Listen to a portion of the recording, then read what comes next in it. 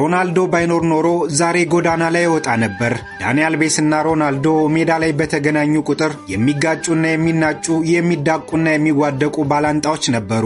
ያ ሁሉ አልፎ በዳኒ አልቬስ ላይ አንድ ያልተጠበቀ ነገር መጣበት። በሐሰት ደፍሮኛል ብላ በከሰሰችው ሴት ምክንያት የእግር ኳስ ሕይወቱን አቋርጦ 2 ዓመት ታስሮ ሀብትና ገንዘቡን ሚስትና ስፖንሰሮቹን ሳይቀር ሁሉን ነገር አጥቶ ከ2 ዓመት በኋላ ነጻ ተብሎ ያለምንም ነገር ከስር ወጣ። በዚህ ሰዓት የቀድሞው ባላንጣው ሮናልዶ ደረሰለት። እንዲህም ይላል፣ ሮናልዶ ለኔ ይደርስልኛል ብዬ በፍጹም አስቤ አላውቅም ነበር። ምናልባት ካሰብኩ እንኳን እሱ የመጨረሻው ሰው ይሆናል። በችግር ጊዜ ደግፊያቸው የነበሩ ጓደኞቼ ሳይቀር ጠፉ።